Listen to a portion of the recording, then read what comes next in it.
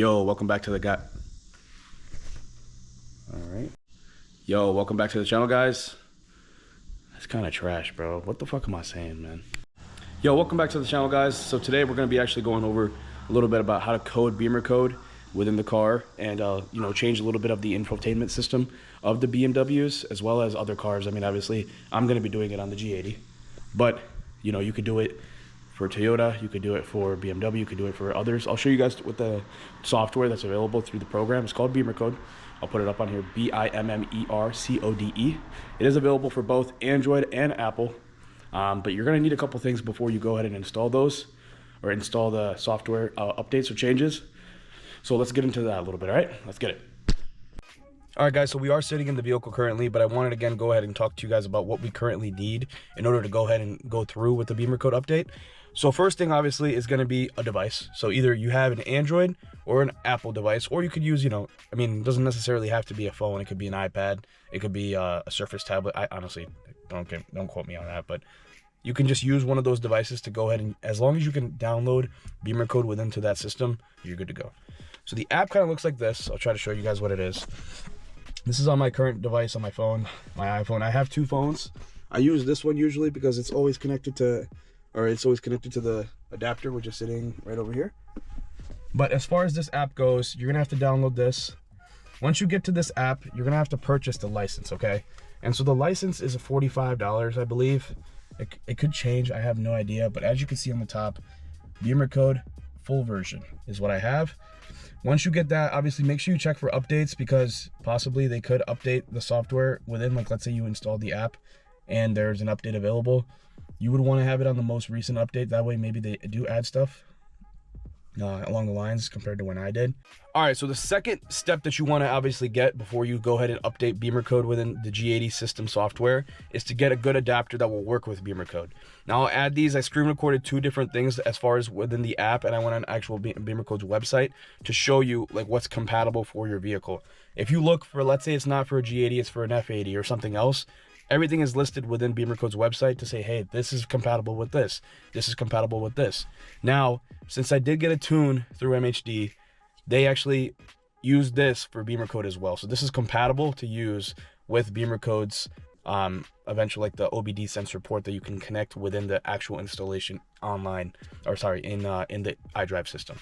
So this is the universal one right here. I don't know if you guys could see it with the zoom. Again, I'll put the link in the description as far as that goes. But if you see online, this is the one that works compatible. I mean, it's good for me because I can tune it within this one, and I can also use Bimmercode just in case. Because what I would do before, and this is funny, is I would order it, I would plug it in, I'd install the updates, and then I would just return it back to Amazon because it's like, you know, I don't need it for that long. But now that since this is for a tune, I need this, it was working out for me in both best of both worlds. So now let's get into what the next step is. All right, guys, so as you know, the next thing is obviously to connect the port into the OBD sensor. This is below the driver's side, right by the pedals on the left, okay? Once you have this plugged in, it'll obviously be blinking to show that it's connected. But what you're gonna wanna do is obviously turn the car into diagnostic mode, and I'll show you guys how to do that. All right, guys, so once your OBD sensor is plugged into the vehicle, the next step is obviously to throw the car into diagnostic mode so you're able to actually code the vehicle. So what you're gonna wanna do here is just go down to the right. This is basically it's going to show when you sit down in your car. Obviously, when you every time you start up your car, this is kind of what the screen shows. Next step you're going to want to do is go ahead and hit the start stop button 3 times to go ahead and throw it in diagnostic mode. 1, 2, 3. It'll say diagnostic mode is active on the screen. That means you're ready to go as far as going to as the car is ready to go. So now everything is done through the app. When you go here, you're going to have to look for the MHD ENet or whatever OBD link sensor you have at that moment, whatever you end up using. You go ahead and connect to it. It's going to show that it's an unsecured network, but as long as you see that it's a Wi-Fi sign on the top right, you should be good to go. Sometimes it's just glitched out because of the iOS interface. Another thing is, if you have Apple CarPlay wirelessly, it will interfere with the actual connection itself. So I would recommend to disconnect from the Apple CarPlay system before you actually want to go ahead and code. All right, because otherwise you don't want to go be mid code and it like screws up the whole system, if that makes any sense. So next, what you're going to want to do is go to Bimmercode, which is right there. you will go ahead and hit connect. Right now it is the MHD Universal Ethernet. As you can see, we are connected to Wi-Fi, so we should be good to go. It'll say select your vehicle. So obviously whatever vehicle you currently have. This is the list of vehicles, looks like it is compatible for. Supra, Z4, X6, XXM, M5s. So I have the M3, so I'll just hit continue. It'll say identifying control units. Now this takes a little bit of time, but it is okay. You just do keep trying Wi-Fi because you do not want it to switch from there. And there you go. So here's all the control units as far as what you would like to code. If you guys want like more of a in-depth explanation about which one is good to code and which one isn't, you can go ahead and go through the manual itself. It does go through and tell you kind of what it is. But I can obviously make another video later on if you guys want me to go through in-depth information about what is in each section. But right now we're in advanced crash safety module. So here, some things that I kind of coded out were the seatbelt reminder drive seat. I don't like when the seatbelt, like it tells, the car tells me, hey, put your seatbelt on. So what I did was I actually put it to not active. When you put it to not active, that basically turns it off. Like if you see active here, that means it's on. That means it shows that the seatbelt is turned on or off in the actual system itself. But as far as like telling me or beeping when I'm driving, it is turned off in here, if you could see right there. When you do, let's say you want to go ahead and code it, you're just going to go from active to non-active, hit back, and then just hit code. I'm not going to do it here because I don't want to change it, but that's basically it. It'll take you a little bit of time. I'd say like maybe 3 or 4 minutes.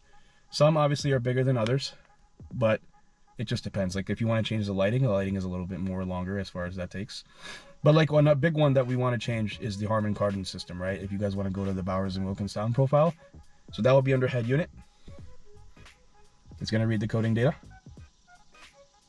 And then if you go down a little bit, or sorry, it's right here. Audio, Bowers & Wilkins sound settings.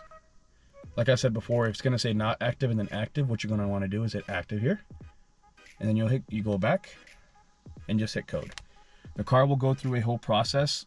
Don't be worried. It's going to go say, like, it's a couple things are going to throw up on the light. It's going to say chassis error. When I first did it, I thought I fucked it up, but it will just restart. It'll cycle through the ECU and it'll restart all over again, and then you should be good to go. So do not worry about any of that, all right? Once you have the Bowers & Wilkins coded into the car, you can actually just go here to home, go within the actual audio system, actual program settings in the iDrive 8 system. If you go down to sound, you'll actually see that it says Bowers & Wilkins sound right there. That means that you actually did the right thing.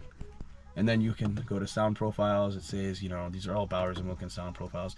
Now, this actually makes a big ass difference. I will say that I really liked the way that Bowers & Wilkins sounds compared to Harman Kardon. And that's, I know it's just a sound profile, but it makes a big ass difference when I tell you. All right. All right, guys, another one that I wanted to actually go over as far as coding goes was the actual lighting module system, if you don't mind.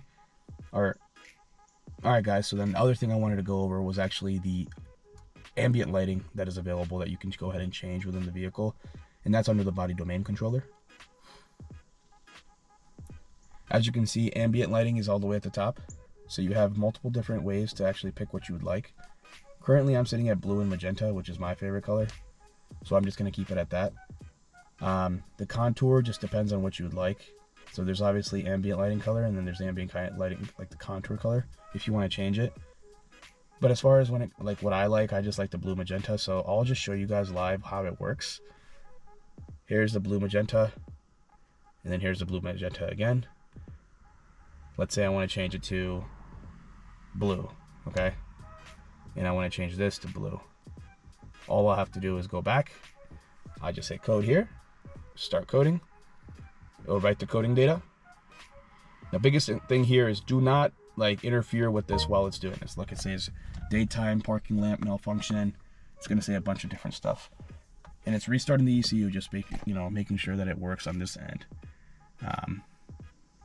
It's going to say clearing the errors. And coding is successful. So now you are good to go. I don't know if you guys can see the ambient lighting, but that's where blue is. Now say I want to change it to blue magenta. Blue magenta. I just hit code again, start coding. It's gonna writing the coding data right now. Finishing the coding. Restarting the ECU.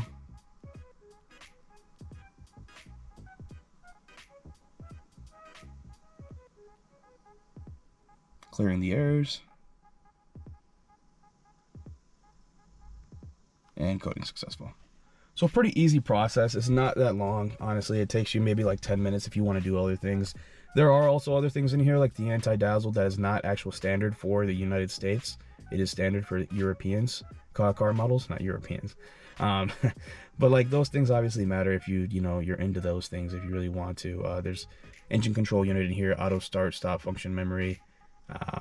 There's a bunch of different shit in here. Air conditioning, like air circulation setting memory, automatic air recirculation. You can change like how much the mirrors tilt backwards when you're reversing the car. But the biggest ones obviously were the Bowers and Wilkins for me. The seatbelt reminder in the car itself, as well as the ambient lighting. You can actually change the ambient lighting on the bottom and the ambient lighting on the top to have different colors. So like I was running Superman for a while. I had red on the top, blue on the bottom. I switched it up. I put blue on the top, red on the bottom. It just, wait, I think I just said the same thing again, but you know what I'm saying. It's very dope. I feel like this allows the car to change a little bit. You can change the customization, especially at night. I made a video before about ambient lighting itself and how it kind of is a little bit short-handed on this car. But obviously it's personal preference, like you might like something that more than I do, or I might like something more than you do. It's just depending on how you like the car, right? Now, once you are done with coding itself, all you're going to want to do is hit disconnect. That will disconnect you from the Bimmercode app. You can go ahead and close the app on your phone. And now all you want to do is just pull the receiver out. Receiver is out. You can just press on the start stop button once. It's going to say daytime lamp malfunction, but it will go away. As you can see, it's gone. And you can just go about your day. So now what I'll do is I just open my door. I'm going to close it, and I'm going to start the car. Battery. The valves are closed right now before you say, damn, this shit sounds quiet as shit. But as you can see, nothing's on there. We're good to go. Daytime running light, the ambient lighting has been updated to what I wanted. And then when I go here, I go to system settings, sound, Bowers and Wilkins sound profile, guys. Super fucking dope. Great possibility. I appreciate Bimmercode for being able for us to do this.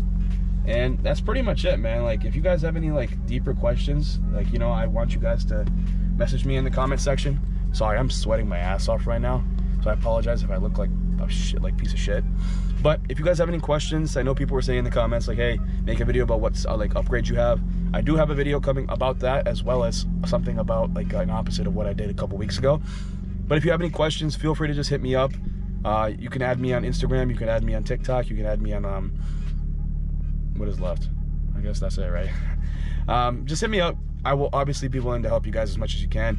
Again, this is an $89 sensor, or port, I believe.